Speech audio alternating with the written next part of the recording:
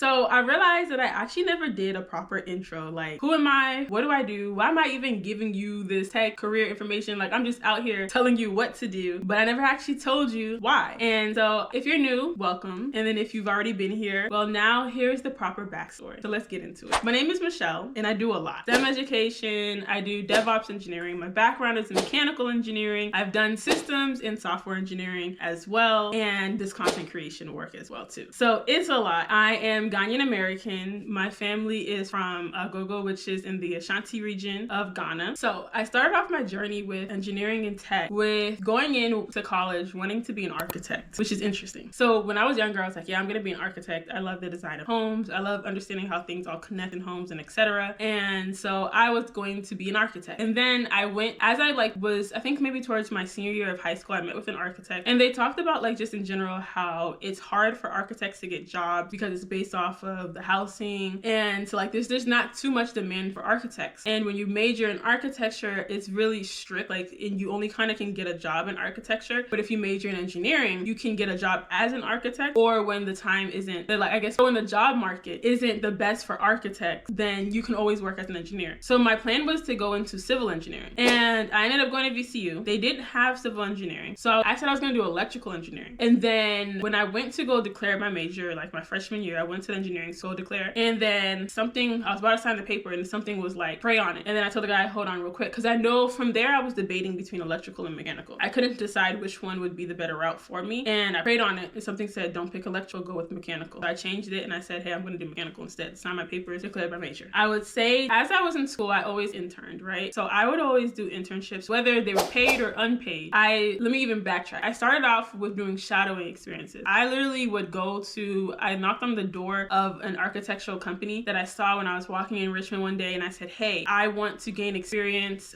Can I shadow you for the summer? And he said, sure. Because I mean, for him, it was free. Somebody's supposed to come, shadow them, learn from what they're doing, and then help them out with anything. I did that so that I could have something to put on my resume. From there, I went and did work study in the IT department at the YMCA. I did the work study, it ended, and because I was doing good, they were like, oh, we just want to hire you on part-time. And so I was doing IT help desk, like setting up computers, doing stuff like that. And that just was easy to me because I was like, oh, it's computers. I've kind of been around computers my whole life. My dad did computer science, so I just had an understanding of it. So I was like, okay, IT help desk as just something part-time to do. And then I just did other jobs after that. I picked up another internship in mechanical drafting, design. Then I did like mechanical prototyping research, stuff like that, to kind of see what I was interested in. Like, I thought that I was going to go and become a designer, like a mechanical designer, do AutoCAD design, do like 3D rendering and stuff like that. I thought that's what I was interested in. And I was interested in it to a point in school. But then as time went on, I realized like, I actually don't think I can do design the whole time. Kind of is boring. I didn't really like the research side of it either. Didn't really like that part. And then I got an internship my senior year at the Federal Reserve as a Scrum Master. And I learned so much during just that time period. It was actually just supposed to be a summer internship. So it was before my senior year, but then they extended it into the school year until I graduated, basically, until even a little bit after I graduated. They just kept extending it. And then,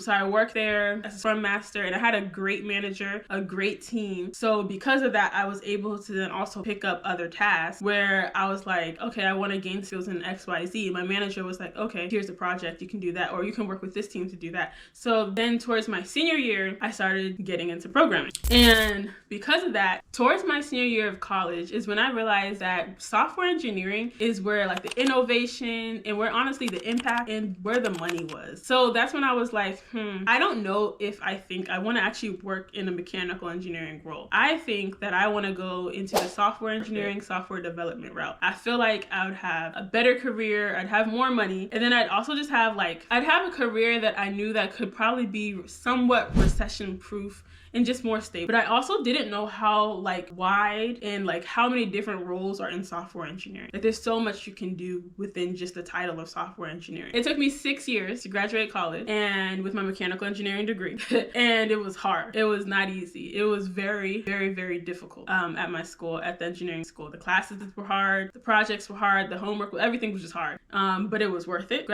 Started working at Raytheon as a software engineer under CM. And then also because I was a software engineer with a mechanical background, I ended up picking up hardware engineering work that they had there too, and hardware CM as well. So I ended up just getting my skill sets there, working there for some time. And then I enjoyed it, but I also knew that I wanted something that was a little bit more technical. I didn't feel like what I was doing there was going to give me the skills that I needed. So I ended up leaving there eventually too. So if I didn't say this before, I didn't come out of college straight into DevOps. To be honest with you, I actually didn't really know what DevOps meant until a few years after college. I just knew that when I was coming out of college, whatever role I was going to be in was going to be on the path to being a subject matter expert in something technical. So I just knew that I never wanted to just be level 1, level 2, level 3, and then go become a people manager. I always wanted to go and become a subject matter expert in something technical.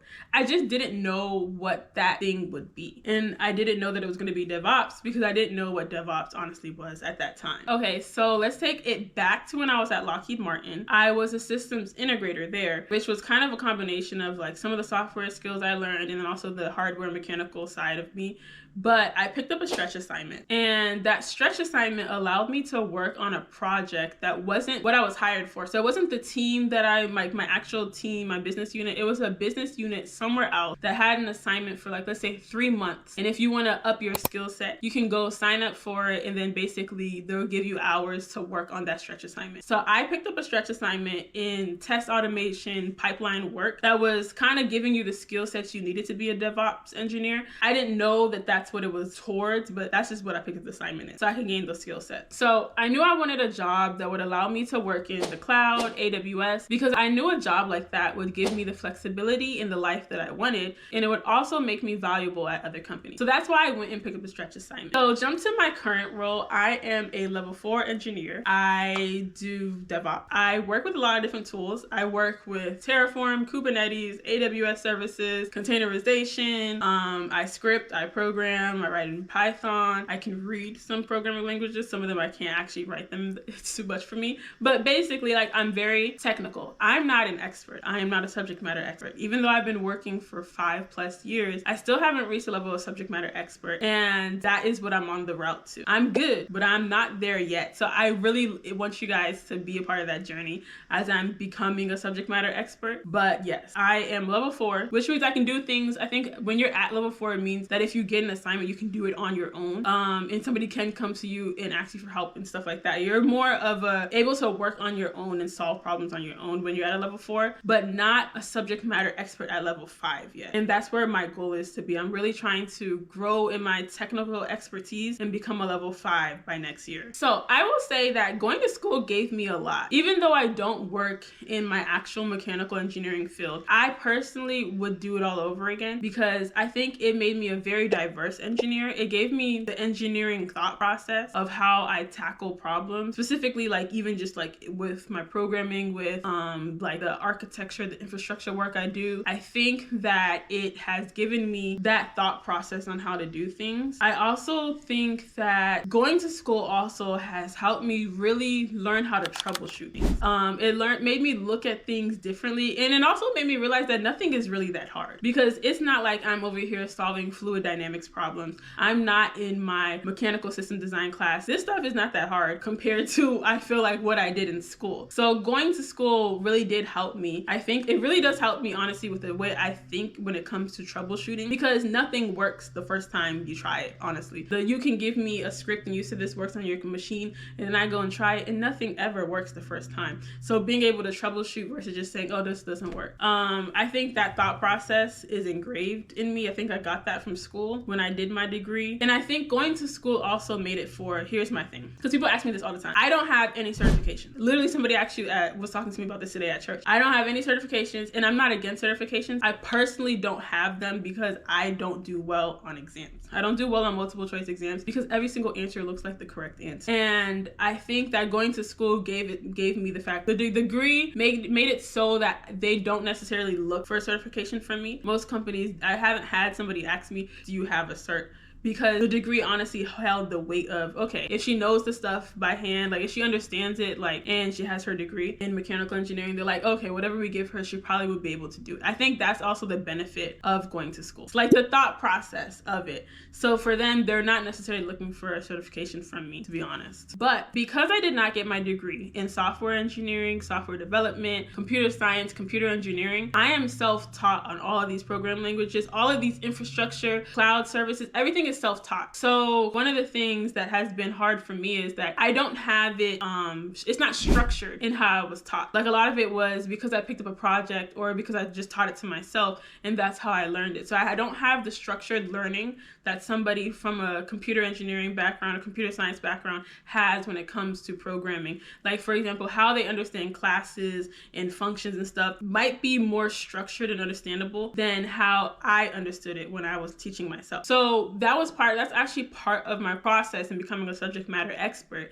is to really structure my learning and how I'm learning these things, like how I'm learning these new things, how I'm really understanding it deeply to make sure I actually get it. I don't understand it just surface level, because sometimes when you're working with these things, you get it just enough to get what you're trying to do to work, but you don't really understand. Like if you can't really explain it to somebody else, or if you're not actually able to redo, like actually reproduce what you did before, like it's like, do you really get it? So that's also what I'm working on as well. Like on my roadmap to becoming a subject matter expert is to really make sure that the learning and things that I can do are structured well, that I'm actually able to tell it back to somebody, teach it back to somebody, and be like, okay, this is it. And that shows me that I actually do understand what I'm talking about. So like I said, I'm a level 4, so I'm not new to this. And on my roadmap on becoming a subject matter expert in DevOps, I am learning a lot. And so let me tell you guys what I'm learning so far, because it's already been a lot. And the number one thing that I've learned is how to pivot. When it comes to DevOps, there is a new tool every single day.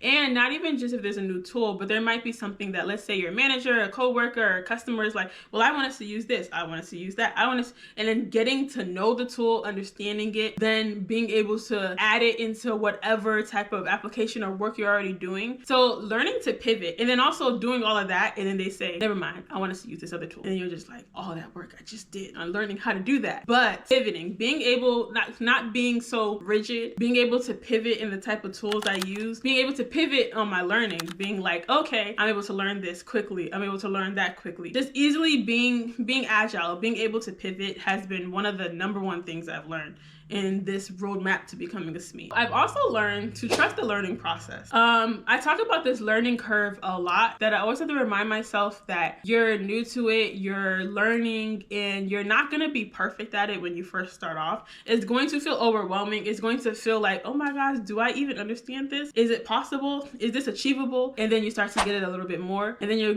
back and you're like, oh my gosh, this is another part is not working. Oh my gosh. Giving myself breaks, learning to really just trust the fact that I'm a student. I'm always going to be a student because I'm always learning something new. And just trusting that learning process, going through the process, giving myself grace, but also making sure that I stay to learning. Like I'm not just playing around and saying, I'm going to learn this, I'm going to learn that, but I'm actually studying. I'm actually doing hands-on projects. I'm actually like trying to make sure that I understand what I'm doing. I'm not going to just use ChatGPT or something to solve the project for me, because at that point, there's no point. But if I do use ChatGPT, ask it to break things down, ask it to explain to me why we're doing this versus that. Like, have questions, be curious, and just always remember that I'm a student, so I'm learning. Even at level 4, even when I get to level 5, I'm still gonna be a student. Okay, so that's a lot about my 9 to 5 and my engineering side and blah blah. Outside of my 9 to 5, I am a business owner. I have my personal brand seat code, which is this channel that you're watching, but I also have something called Nyansapo Institute. So as I told you, I'm Ghanaian American, and Nyansapo is an Adinkran symbol that means wisdom knot. So the idea behind Nyansapo Institute, in the naming just Nyansapo, is that the wisdom that we tie here together, nobody can take away from you. So it is an institute that does STEM education work online and in person. We also have STEM boot camps in Ghana and working on the ones here in America as well. So we just finished a STEM boot camp in Ghana in August, September time at Academic City University, where students came. They learned augmented virtual reality, they learned artificial intelligence, robotics, 3D printing and design. They learn programming in Python. And then this coming summer, we're doing our next camp. We just finished our online one as well in December. But this coming summer, we're doing another camp, and we're gonna have cybersecurity added on, game development. We're gonna have just different, more courses for the kids that are gonna be more fun. So when I say kids, it's actually students who are age 12 and up. So we have some youth, and then we have some young adults as well. So how did I start my STEM education work? So I began my STEM education work because I knew that there needed to be a different way that STEM is introduced. And I noticed that the way technology and engineering is introduced is very important. So when I was in college, I used to say I will never program. I don't want to be a programmer. I don't want to be behind my desk programming. And then look at me today.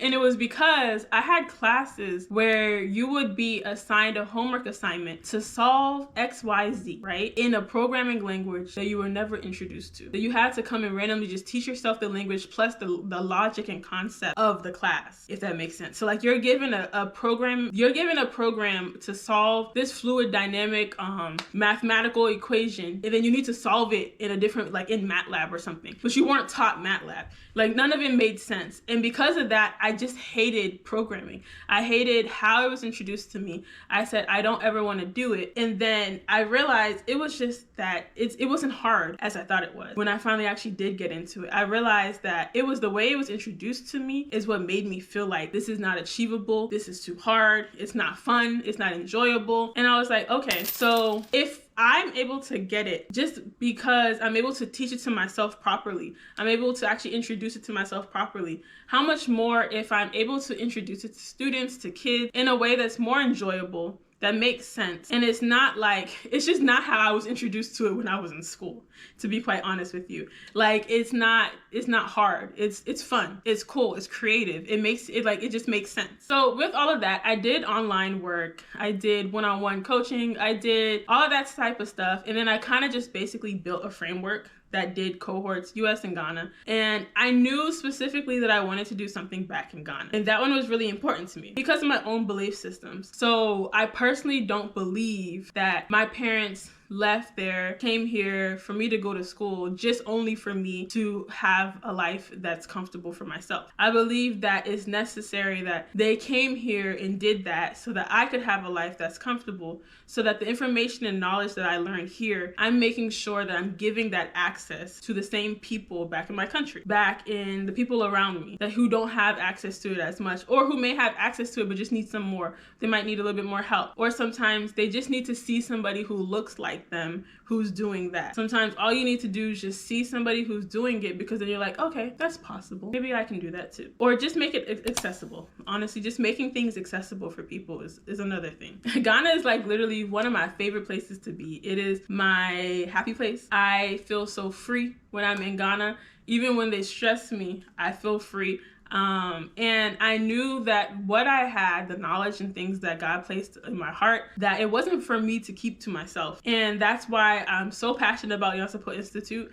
I'm very passionate about the things that we're doing because it's big. It's honestly, and it's fun. It's when you see the faces of the kids when like they're getting their Python program to work, when you see when they're putting on the goggles, the augmented virtual reality goggles, when they get their robot rovers to work, like when you see it, you're like, all the work that it takes to be like, to put in to do it, it makes it worth it. Like, cause year round, we're working, we're planning, we're getting things in order, and then you just see it and you're like, yeah, this is why I'm doing that. Listen, balancing doing a business that also operates here in the US, but also has a presence overseas in Ghana is not easy. Man, if I tell you the lessons learned, that's a whole nother video of lessons learned of starting business in Ghana, knowing who to trust, knowing who to connect with, knowing like just how to give your workers tasks, like what it means for you to be prepared in order for your workers to have things to do, the cost of everything, how to get on radio, billboards, all of that stuff is a lot. And that's honestly, it's a whole nother video, but it's really, really rewarding, I will say. And it's a lot. And so I'm always doing a lot. I'm always juggling a lot, but I actually love it. I am going to Ghana again in July because we have our upcoming camp. And I'm excited for that upcoming camp because we have new courses that we're introducing. We're bringing some more technology and it's just fun. is honestly, like I said, Ghana is one of my favorite places to be. That is my homeland. That's my home country. I am Ghanaian American. So I love also just being in Ghana as well as being in the US. The last part that I want to talk to you guys, just when it comes to getting to know me, is content creation. So this YouTube stuff is new. I was doing like TikTok and honestly just Instagram, and it really is just I'll randomly have like something that I talk to my cousins about, or like my little cousins who are like my sisters, or just like people in my life. I'll be talking to them about stuff, and I was like, you know what, this is good information. I'm gonna record a TikTok and put it out there just because I feel like the information is good and other people need to know about it. So that's kind of how I came out with the content creation. And I was just like, I just have so much more to share, and I'm also very technical, right? So I was like, I want to be able to teach, like, for example, I said that I use tools like Terraform. I use tools like Kubernetes. I personally feel like I know how to break it down enough and then just make videos to teach people like, this is something that she would be using in DevOps. This is a good skill set to know. Oh, let's go through how to build a Docker container. How do we build the image? How do we push an image to AWS and ECR? Stuff like that. It's because I know it, I just want to share the information and share the technical information I have, the business stuff that I'm learning on the way with my business that operates here and in Ghana, and hopefully, God willing, at other places, and just also the career life things that I've gone through, like the things that I've gone through in my career and the lessons learned.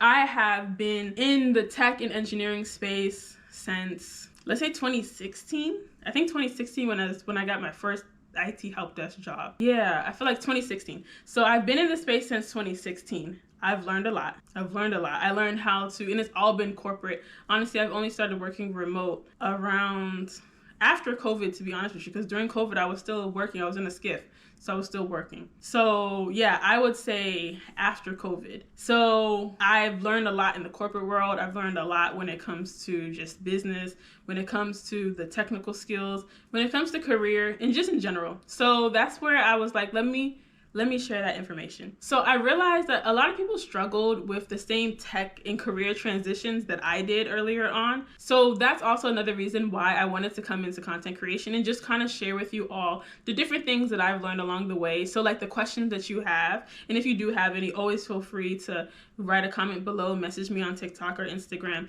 But the things that I went through so that I can explain, oh, this is how this happens. This is what you do in this situation. This is a better counter offer. This is what I would do for this, etc. And this is also kind of like an accountability thing when it comes to my subject matter expert roadmap path, because I really want to be on that. Like, I'm really trying to make sure I become a SME.